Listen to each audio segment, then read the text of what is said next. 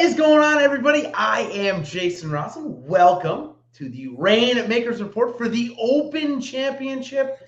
Man, what a week we have in front of us. And I'm joined, as always, on the Reignmakers report by my co-host Byron at the Model Maniac on Twitter. And Byron, this is it, man. This is the last major championship of the season, and maybe the last time in the next 7 months all the best players are going to get together. A lot of crazy things are going to happen in the world of professional golf in the next 7 months before we get to Augusta next year. But at least we get to worry about the golf tournament this week, right?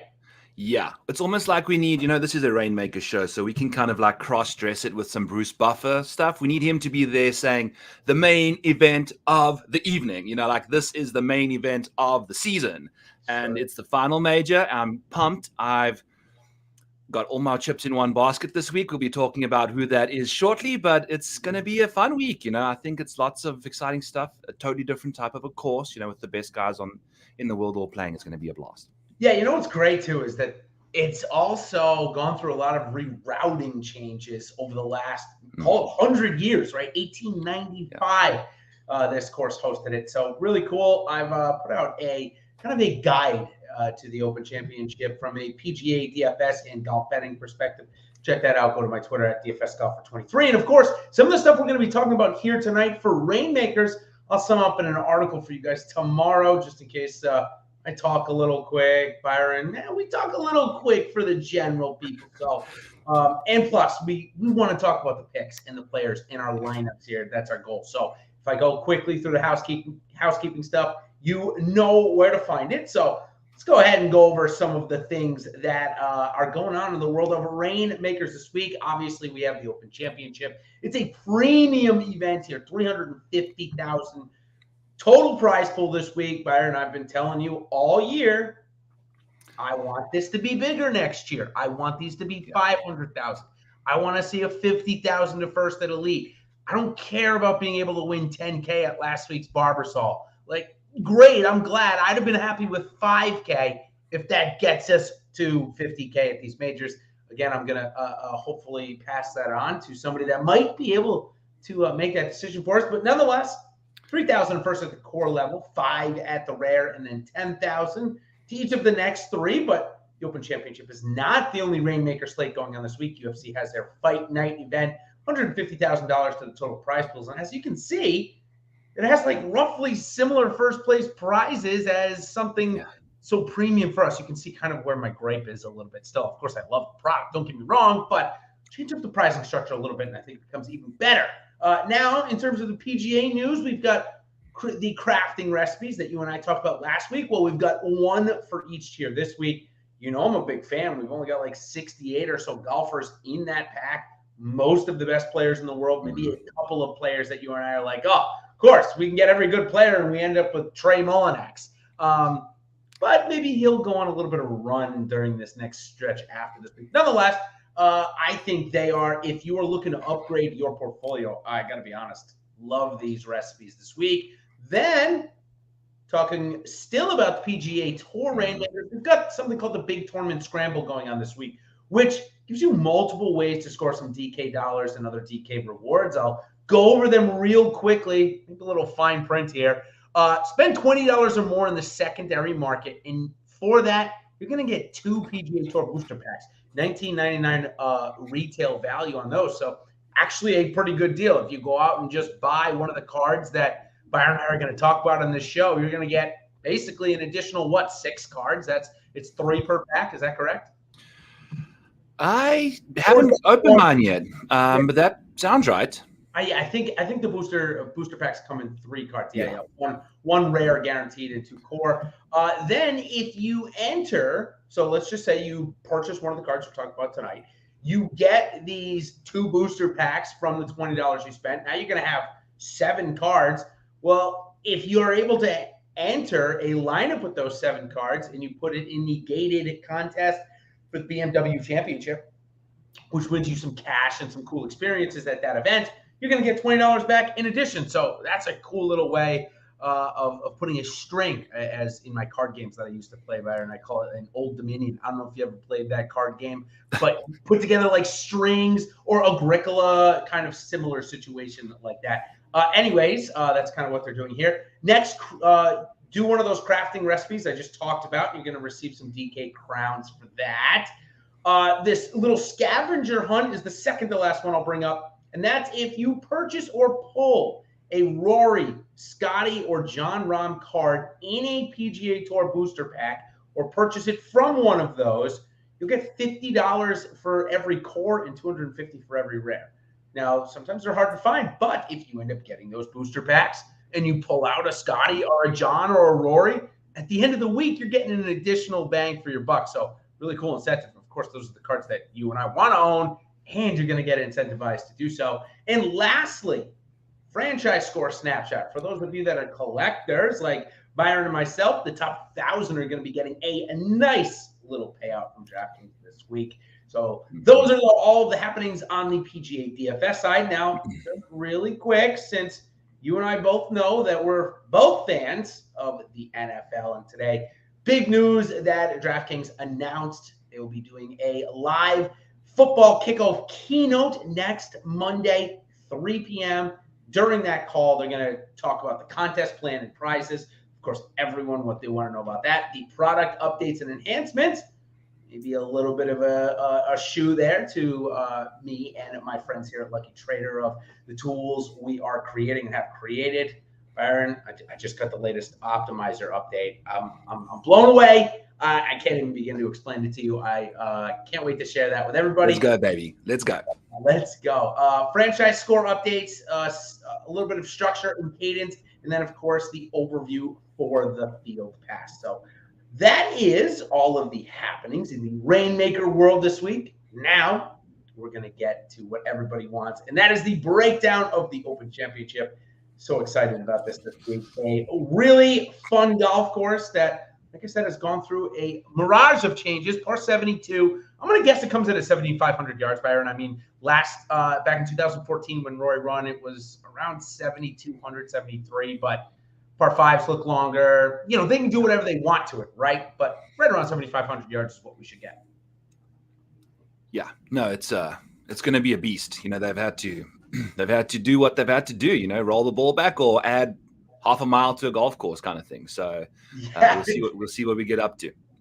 Exactly. And the picture that I'm showing here is actually one of the new holes that have come from this rerouting. It's actually going to be the 17th hole in the championship. I believe it plays as the 15th for members, but it's called Little Eye. And as you can see it here, kind of looks like there's a little eye. The green is the eye. It's only about 140 yards, but as you can tell, it's severely exposed to any wind elements. We're going to get off the coast right there. There's bunkerings, there's contours.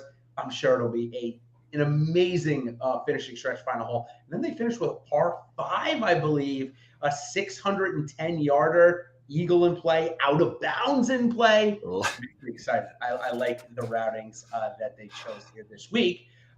So now let's talk about the top of the board of who's going to be here. Well, we know that it's pretty much all of the world's best golfers. But what we can do is we can kind of talk about where we see value. Again, this little spurt for Scotty Scheffler when he goes on a 2-week tournament run, people want to own his cards. We've seen his cards go back up in price. I mean, the elite cards at this time last week when you and I were talking, $450, 20% increase in Scheffler's card over this time. Really not seeing that anywhere else. Yeah. Sorry. No, go ahead. No, it's really interesting, and it's just he's just repping our top fives though. You know, like it's at what point is that going to really pay off?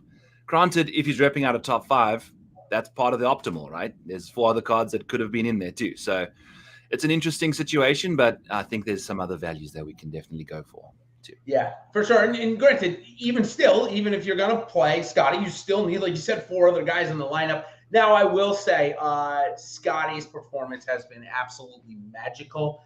He's been almost, you have to have him on your team. So I understand the need to go out and get his cards, especially when he's playing, like I mentioned. But again, still plenty of other guys that we could go to here. So let's talk about a few of them. John Rahm hasn't played good when he has over the last month or so. So what are you doing with John Rahm this week? Is he moving down your list? Is he staying right there as, say, the second or third guy in the lineup? Or are you a bit worried about the form you're seeing from him? Yeah, I think he's more of a DFS play where you can get that ownership leverage going on there a bit better. Whereas this week, if you're trying to just be a square, which is sometimes what Rainmakers requires, just get the best guys in the lineups, that optimal situation. John Rahm's sitting outside the 10-1 range, where Scotty and Rory are both sitting sevens, eights, depending where you shop. Yep. It'll be interesting to see. I think the two guys are Rory and Scotty that you really want to start off with. And then if you could probably go with Rahm, because I think other people might be scared of playing him a little bit. So if you got him, might as well play him. He's still going to provide you some upside for sure. Yeah, and as you can kind of see from my heat map here, the top 6 guys this week, Scotty, John, Rory, Patrick, Victor, and Xander, really are setting themselves apart. We're talking about, a good 40% reduction to the next guy in Max Homa. Even if we scroll down to some other targets that I think you and I might like for this week, like Tommy Fleetwood, we're still talking about a 40% decrease outside of those 6 guys. So clearly everybody wants to build around them. It makes sense. But at the same time, if everyone's going to be doing that, we got to look for other values. Tony Finau is what I wanted to bring up here right away because he's a guy that has performed very well here at the Open Championship. He's made every cut. He's come in the top 25 the last couple of years. At 775 core, 33 rare, seems like maybe a guy that we'd like to add, maybe capture that $20 spend in the marketplace and go right to Tony Finau. I know. If you're one of these guys that's a true believer in spike putting, putting luck, putt luck, kind of being an outlier, Tony's going to provide you that tee to green baseline that's kind of sitting right with those other guys sitting there in that top 6, like we just mentioned. What can you do on the greens? That's the question. Sometimes it spikes, but typically Tony's just been diabolically bad, man, on the putting surfaces lately, and it can be infuriating. Even at $33, that $33 can raise that heart rate of yours through the roof if he continues with those putting antics on the surface there. Another guy that we see down this range a little bit is the cheapest of all of these top 10 expected golfers, at least, of course, on the Reignmaker side. We know that all of the world's best golfers are here to play this week. Just noticing my camera's a little low. Sorry, everybody. Kind of like seeing my name and face. Anyways, we know that they don't have cards yet. Brooks Koepka, Cameron Smith, but I do have a note on that we are going to see a wired set. Now, Byron, if you played NFL last year, that basically means that they're putting in golfers that they never did before. So expect maybe like Mimu Lee, Akshay Bhatia, some of the guys that you and I have been like, hey, let's get some cards. Some Abergs. Yep. Yeah, some Abergs. Looks like we're going to get them in the next couple of weeks. Be interested to see if it has dual use to 2024 cards, because that will definitely make them have much more appeal, especially from my standpoint. If they do, if it's just for 2023, I understand. I certainly will be adding some because most of these cards will be very prevalent during that fall swing. But for me, that would be a great use if they could have the dual use. Now, back to Matt Fitzpatrick. Guy put out on Twitter or Instagram or said a quote not an hour ago that said, listen, the Open Championship is basically not for me. I am from England, or I'm from London, but it sets up the worst out of all of the major championships, is what he said. So for me, a little confusing because this is where he came from. This is where he grew up playing. So you take stock in that comment, or are you kind of saying, maybe he was taken out of context by the reporter? I'm not buying it. Well, what was it? 2 years ago, Colin Morikawa could. You know what? This Scottish Open, this turf, I just cannot hit my irons as the best iron player in the world on this ground. Fast forward 1 week later, and he goes and wins the Open. So these golfers are psychos. They are, if you think about yourself on a golf course, just ramp these guys up, right? Like, just think about the stuff that goes through your head when you're standing over a putt or a wedge coming into the greens. These guys think the same stuff. They doubt themselves sometimes. They say the weirdest stuff. I don't take stock into that. I don't know. It's how does his game translate? And we'll look at the stats. We figure it out. I think he's going to be an interesting DFS play again. I don't know. Like, his form hasn't really been there from a Reignmaker's perspective, though, Jason. So that's a little concerning to me. You're absolutely right. I mean, it really hasn't been good since the RBC Heritage. So maybe he's just trying to give himself an out here, if you will. I'll give you the quote just so you can hear it. I would argue the Open is my weakest major, to be honest. So my expectations have probably got to match my previous results. I think everyone would like to be playing golf like Rory and Scotty right now. I think for me, a good finish, all jokes aside, would be top 30 this week. I mean, dude, these golfers, like you said, man, they're crazy. I'll bring that quote up here just so everybody can see it here. That's tuning in, coming from Underdog Golf there. Just some really funny stuff that comes from the golfers. Okay, so are you buying him into your lineups this week? Or let me ask you two questions. Are you buying more of him? I'm guessing no. And the cards you already have of him, are you throwing in those, say, bankroll booster contest, or are you looking to maybe liquidate and sell? Yeah. I think he's still sitting, he's won a tournament, which is definitely going to help with that, the FedEx Cup points and all that kind of jazz. And maybe Eastlake suits his game better. We'll maybe wait for a quote from him then and give us his expectations of maybe a top 10 will be what we can set our expectations to for old Fitzy going into Eastlake. But as of this week, I would say I'm bearish on him. If you have cards and are willing to get rid of them, feel free. I wouldn't go out and rush off to buy them just from his form. I think what he's doing is protecting he knows where his game's at right now. So maybe he's kind of just using the tournament as an excuse for his current performance. Yeah, which, listen, I have him ranked as basically the 21st best play on the board. Yeah. And coming in with a price tag at $9,500 in DFS, coming in with still, $6, $7, $8 at the core level on Reignmakers. It's not bargain prices. So I'm glad we're kind of on the same wavelength there. We're going to pass on Fitzy. For me, again, now, if we get a Colin Morikawa scenario where we say it's not suited for us and he goes out and wins, well, so be it. But again, the form would also suggest that he's looking for an excuse, at least in my opinion. A few extra variables with Fitzy. Yep. Sure. Wyndham Clark, watched him last week, impressed me yet again. He looked really good.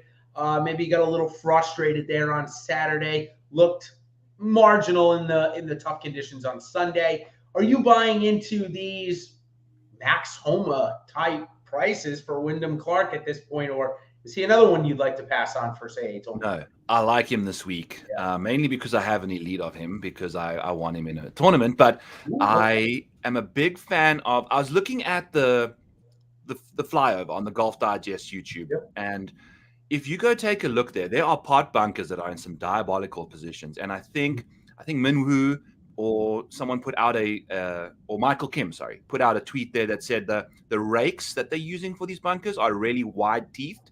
So if you find yourself in these bunkers, it's basically a full shot penalty because you're hacking it out with a lob wedge. Yep. Being able to navigate those with just utter distance and carry is, I think, going to be very beneficial, which I'm a big fan of Wyndham Clark for and Rory this week because the majority of those bunkers might not be in play for them. They could potentially be flying them wind dependent. So sign me up for Wyndham, and then you know what he can get up to on any given week. Yeah, $33 at the rare, $190 at the elite. I think we're going to get pretty good utility. I think he's basically a shoe-in here at the Ryder Cup, as many people may not want to agree, but he's really close to automatically qualifying. So he's going to be on the team. Yeah, he's getting to Eastlake, no problem. I doubt we see him the next couple of weeks. Finau, we know we're going to see next week. I think maybe if I had to pick one of the two, maybe I'd lean Finau only for that reason. I like him for similar reasons, though, like you said about Clark and McIlroy about carry distance. We know Finau can turn it up a notch. But I don't think Finau can win a golf tournament of this caliber until we're gaining strokes putting, and we're not there. We just simply aren't. Not that he's not a good play and that his ball striking won't carry him to a top 20 finish. Again, I'm just strictly talking about a win perspective here from Tony Finau. So that certainly would be what I thought here.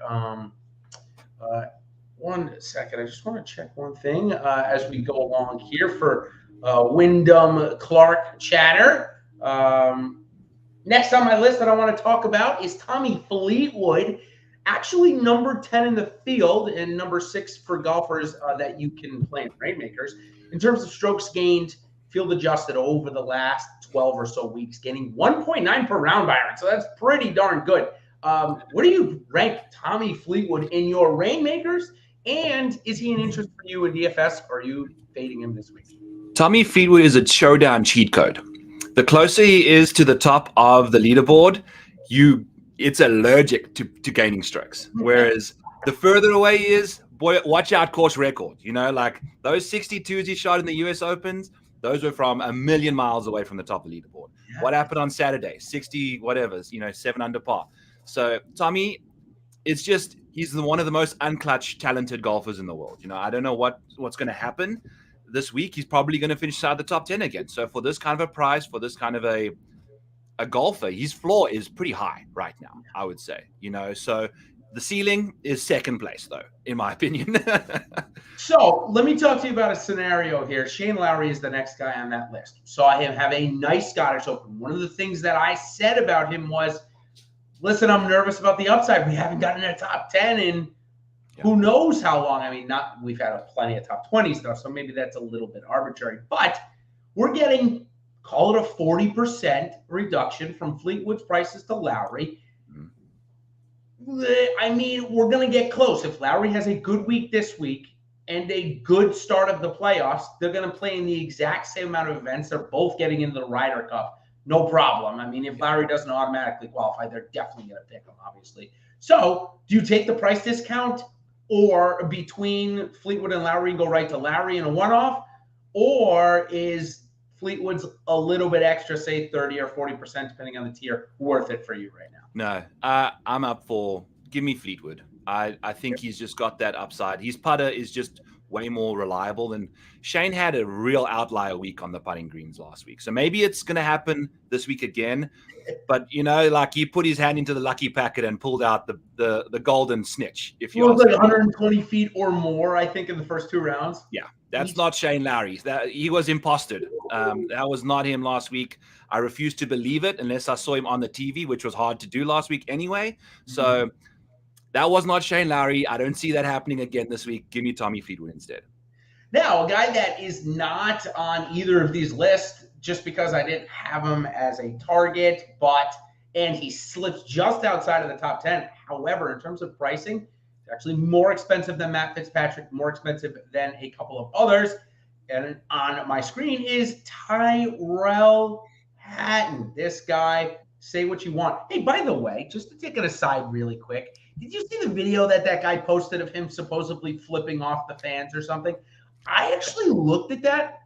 I might side with Terrell here. It actually doesn't look like he's flipping the crowd off. It looks like he's holding up 3 fingers, and it's just a bad angle. Again, just my opinion, no conspiracy theory here. But I've always been on the other side of the bridge with Terrell with these antics and things. I'm not a fan of how he behaves on the golf course. I'm a big fan of his golf. When I saw that, I almost instantly wanted to hit the like button because that seemed like, oh yeah, Terrell flipping off the crowd on the 18th hole. What's new? Yep. But I held off, went and did some comment scrolling, and it turns out that someone posted a video. And unless his 2 fingers disappear once he flips people off, where are they? They're behind his other finger. So it's fine. I think he posted a retaliation post there where he had the still shot of that exact thing. But unfortunately, when you put yourself in hot water, the bubbles are going to pop up there. So we'll see what happens. But he's playing great golf. I think the more difficult conditions get, I think it's a very demanding driving venue this week. We'll see what he can get up to. Yeah, here's the thing about Hatton as well. He had a 3-week layoff that he had just come back to at the Scottish Open last week. And for me, there were a couple of, I would call, mental lapse shots where maybe he just wasn't quite as fine-tuned as I think he will be this week, a week getting back into it. So talking about, $215 at the elite level, that's our low. If we get to the rare, we're right around, probably around $30, I would say, if I had to guess. Yep, $30 at the low for the approach set there. Again, this is a guy that I'd definitely be targeting. According to my model, he actually gets in the optimal lineup. I got Scotty and Rory. Obviously, John Rahm is there. Terrell's number 4. Xander Schauffele is number 5. Or, obviously, we don't have Ricky. We don't have Brooks or Cameron. So Hatton's getting in that optimal lineup, and I'm totally comfortable with it. I think he's playing some phenomenal golf. Now we need to see him do it in a major. We've seen him do it a couple of times. I think this is a great week for him. Yeah, he's the same thing as Tommy in a way, where you'll have just that one round of golf that's just a little lackluster, kind of like Xander as well. They can put 3 incredible rounds together, but just the foot comes off the gas for one of the 4 rounds and just doesn't quite get them over the finish line there. If he can miraculously have 4 fingers up versus 3, then we are cooking with gas this week for Terrell. So I prefer him over Tommy, and I prefer him over Shaney. Now, do you prefer him over Colin Morikawa? I'm going to guess yes. Yeah. But I think you and I will both say that the form a couple of weeks ago where got into the mix again, maybe his signs of coming around. We know he's won this tournament before. Do you like him better if the winning score is, say, 20 under this week, which I maybe expect it to be if there is no extreme weather? For Colin, I don't know. Actually, I do know, because I put together a little for the Rocket Mortgage. Who can get under 15 under par the most? And his percentage of sub 15 under par tournaments was one of the highest per a start basis. Mm-hmm. And you get a little bit of a double dip situation here where we've seen Colin. I know I've had this discussion with your co-owner there at Fantasy Golf Bag with Drew about his short game in the majors. For some weird reason, he just nuts up and just gets it together on the greens on the putting side of things. He gains strokes putting in majors. That's just what he does. If you look what he's done this year, he's gained. And then people get excited. They think, oh, maybe next week he'll putt well. No, it's just a major, people. Unless we have back-to-back, then you can get excited. But expect him to gain putting this week. And if it goes low, he can go low. So with out of bounds everywhere as well, he might not have the distance, but he's got that laser-like precision off the tee. Yeah, you see his prices here. $215 is your floor at the elite level. $26 for your floor at the rare level. And right around $9 floor for the core. Of course, you go up to legendary. You got around $400 you can get those cards for. So we've got Morikawa. We've talked about Hatton. So you and I are not getting away from Scotty and Rory. So we're going to make our own optimal lineup this week. I've already mentioned what the optimal is based on my projections, but we're going to make one here. Rory and Scotty, we're not getting away. But I'm going to make you pick a captain. A captain? Yeah. Rory. Okay. So you've got Rory maybe having a slight edge, playing good, putting much better. I think that's kind of the key. Both Scheffler and Rory strokes gained look phenomenal. Rory is gaining more strokes putting, so that could come into play this week. That's exactly my reasoning. Yeah. Yep. We got Rory as captain. We got Scotty in one of our utility spots. Are you going to skip out on John Rahm and our optimal lineup here for the show and go to T. Hatton, or are you going to say, no, Rahm's had enough time to cool off, time for him to get in the top 10 again? Yeah. I think if you put Scotty, Rory, and Rahm in a lineup, one of those 3 guys there's probably about a 50% chance that you got the winner right there. Pretty close. Yeah, I know Scheffler and McIlroy, based on their odds last night, were over 25%. So maybe just under 50, but still. Little over exaggeration. Call it a third. But pretty darn close. Let's be honest. Okay, so we got our 3 horsemen. Now it gets a little confusing. I brought up probably 4, 5, 6 names. Patrick Cantlay is one that I haven't brought up because for me, he has actually not shown the ability to play in the Open Championship. Done. Simple for me. Until he shows me, that's the type of attitude I have to take with him for me this week. Yeah. I'm agreeing with you there. And we're getting him in that major situation where he really hasn't. He's played well, but we haven't seen him contend in a major championship for a while. Yeah, and it's, I'm a big Cantlay fan. I love the guy. But I think if he's coming in more expensive than Morikawa, Hatton, and Fleetwood, I'm choosing those 3 guys over him. I think they're going to play those 4 guys that I just mentioned. Maybe even throw in Lowry if you want to. No, maybe Lowry doesn't make the tour. Yeah, let's stick with the first 3. Yeah. But those other guys, I think Hatton's making it to the Tour Championship. Fleetwood likely is. We know Morikawa likely is. So we know all 4 of them are going to play in the Ryder Cup. I see no reason not to go with them over Cantlay this week. If I had a Cantlay card and I needed to, I would definitely sell my Cantlay and try and buy a Morikawa or Hatton or even Morikawa Lowry for that matter for basically the same price. So with that being said, who's number 4? Is it going to Ty Hatton? Going to Fleetwood? Who do you think? I think if we've agreed, amongst us 2, that those 3 are going to be the winners, Tommy's going to potentially be the bridesmaid again. Yeah, again, yeah, it's going to happen. So why not have the bridesmaid in there? Yep. All right, let's put the bridesmaid in there 4. And number 5, I think this guy's form has been really good all year, but it's not 10 out of 10. It's not perfect. It's there. It's good. He flashes a pan. He gives us a good round. He's going to get in the top 30 at Xander Schauffele. We haven't talked about him. Do we stick with him as number 5, or do we see more upside in Morikawa? I mean, Morikawa's got more top 5s than Schauffele in the last 10 weeks, as bad as Morikawa has looked. I would lean Colin, especially if we're going to see low scores, especially if the winds remains, pleasant. I think Colin is a fair weather golfer for sure. We'll go with that narrative for now. If the wind picks up and the weather changes over the next few days, I'm not necessarily that bullish on Colin if the wind gets a little hectic. Totally agree. You and I have highlighted very well on this show. Hey, we like Colin. We're not making fun of him here. In terms of a golfer, he may be on the softer side and struggles in conditions. Yes. Again, he doesn't hit it that far, so it's not like he can overpower wind. The wind is going to control his golf ball. Mm-hmm. Saw Rory, for example, working on this cut pitching wedge shot where he kept it. I mean, the apex. Did you see that? I mean, I love that shot. Oh God, I wish I could do that. And all the different angles, dude. It's just like it's golf porn. It's amazing. Amazing. Yeah. If you're into golf, like obviously you and I are, man, it's great stuff. I can't wait to watch that go down this week. I do hope we get difficult conditions to kind of help us with that. So, all right, we've made our optimal. We're sliding in Colin. Even over Tyrrell Hatton. We loved them both. Don't get us wrong.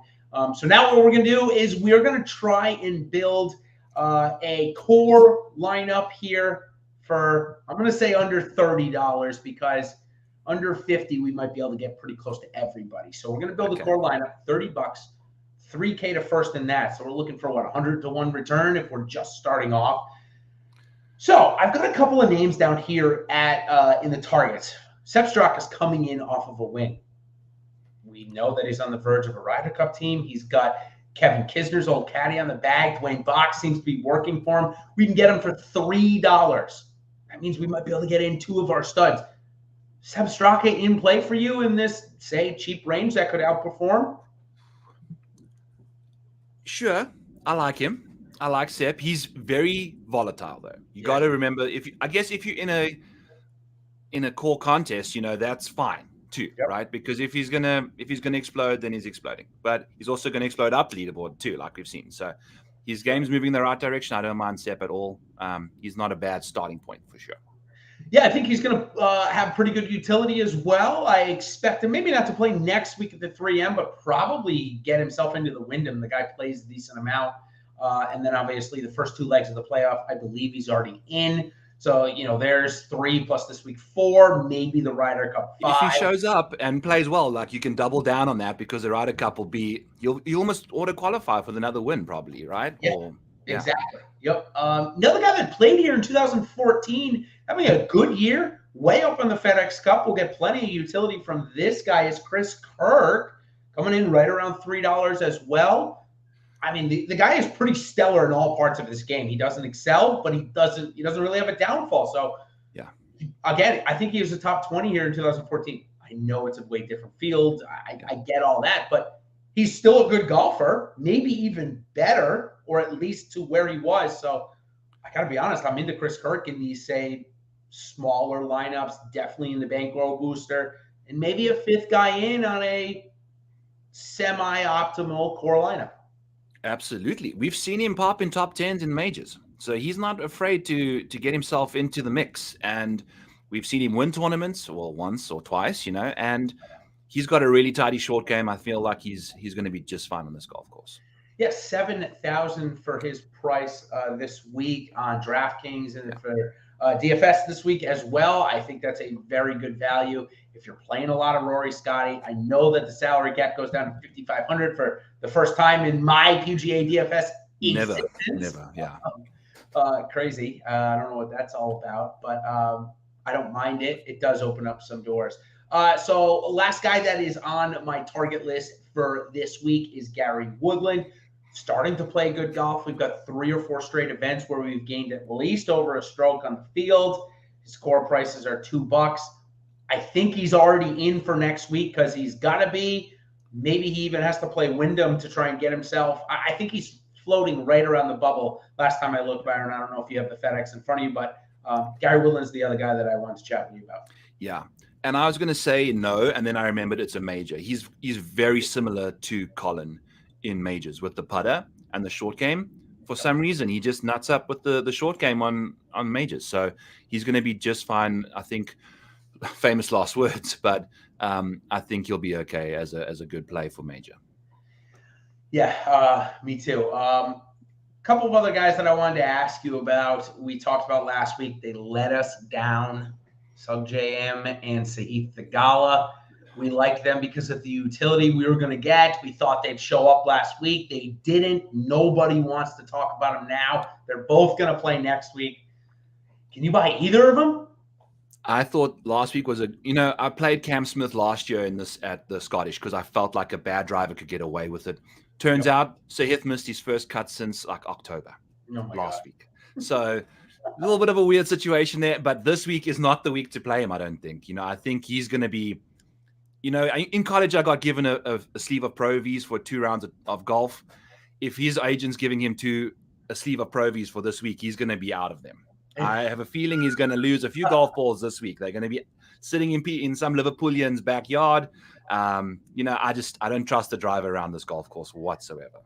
I understand. Another guy that finally broke out of a slump last week, played okay, even popped on Sunday. I got this guy, Tom Hoge. He is just under the radar. If he has a good week again this week, he could be top 10 on the odds board next week. And I can almost assure you those elite prices probably climb up to around $100.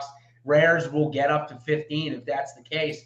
I think this is a good investment to try and get a guy that we know can get nuclear hot at any time with his irons, which can carry you anywhere. I don't care the golf course. Yes. You're on with your irons. Hoagie's going to be the guy. And again, broke out of a slump last week. Yeah, I totally agree. And if you how much would you say this is like Pebble? I wouldn't necessarily think it's that kind of situation, but we've seen him win at Pebble Beach before, and it's linksy and whatever. So you never know. Played well last week, so the stars are kind of aligning. And like you said, the irons have been here and there, but we know that he has the talent and ability to be the best iron player in the world at times. So as crazy as that may sound to people, it's legitimate. Look at the statistics. It's a fact. Yeah. Actual fact. Yeah. 6,400 on DFS this week. I love him throughout. In DFS, when you need that stack of Rory and Scotty, I'm going to Tom Hoge. I think he's a good spot in this range. But another guy who I like in this range and is a champion of the former champion of the Wyndham, which we're going to get in a couple of weeks. He's had 2 really good starts. Did this last year as well. I played him in the Open last year. I'm going to do it again this year. JT Poston. Guy can light it up with a putter. I thought you were talking about Tom Kim, but same thing. Yeah, same situation. Yeah, I will go to Tom Kim next, but JT, it's funny because that's right, Tommy Kim. It's like I was just like, whoa. Yeah. You were following me on the train, and I got off on the JT Boston stop before we get to Tommy Kim.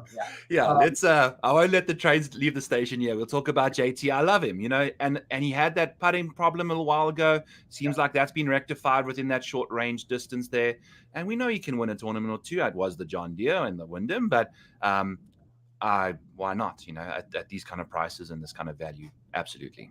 JT Boston, love it. Now let's talk about Tommy Kim. I will put in Tom because we get Michael in there as well, who has kept up his Twitter game, but maybe not kept up his golf game in the last couple of weeks. Yeah. Tom Kim, on the other hand, maybe he's a course history guy.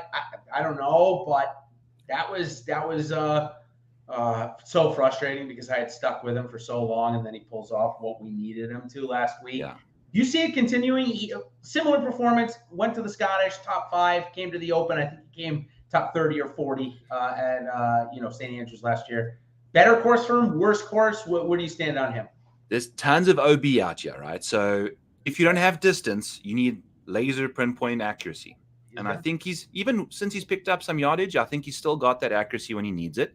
Yep. And he's definitely trending in the right direction. We've seen some really good results from him recently, which for me, he's a world-class talent, so I think he's absolutely got that ability. As long as he's not there watching Rory try hit a putt to win a tournament and then 3-jack around him, then then he'll be just fine this week. And 1 year later into his career, maybe the majors aren't that big of a moment for him. You know, he might having a breakthrough this week. Yep. All right. So we've now talked about our call it suboptimal, where we're going to put in 2 stars and try and fill it in.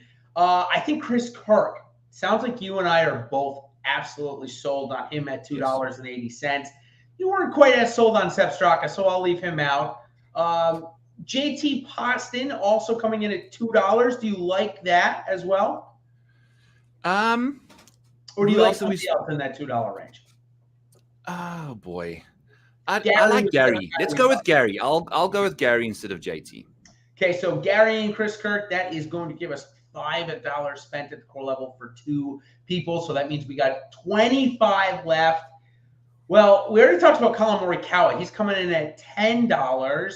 And let's see, we also talked about Tommy Fleetwood being a bridesmaid, coming in at $10. So now we're at 25 spent for our 4. So we need a $5 player, somebody like Shane Lowry. That's maybe a little over the threshold. You like somebody else in the $5 range to kind of get us that lineup, or you like Shane? At 5, you know, it's tough to see anyone better than Shane. You know, I agree. Maybe Adam Scott if I wanted to feel a little weird, but let's go with Shane. Yeah, Adam Scott, he coming in right around that $5 level as well, I believe. Let me just pull back up my. He's $6. $6. Okay. Shane's $5.80. So all right. Yeah. Last guy I'll mention, because he does actually fit under the $30, is Corey Connors. Guy gains a ton of strokes at these link style events. I like him better if it's 30 mile an hour, 10 under winning score. I'll be honest there. You agree? Yep. Yeah. Or Brian Harmon. You know, he's also an interesting. Oh, that's the other guy. That's a great call. I'm glad before we got on out of here, you talked about him. This guy, he showed up last year right around the same exact time, going through the same run. And he is one of the best putters out there in the world for sure. Denny McCarthy. And hyper accurate too. So also like Denny McCarthy quite a bit as well, although he would bring us over that threshold. He's coming in at $6, but still, I love those guys in that range. Maybe not for this week, but certainly going forward.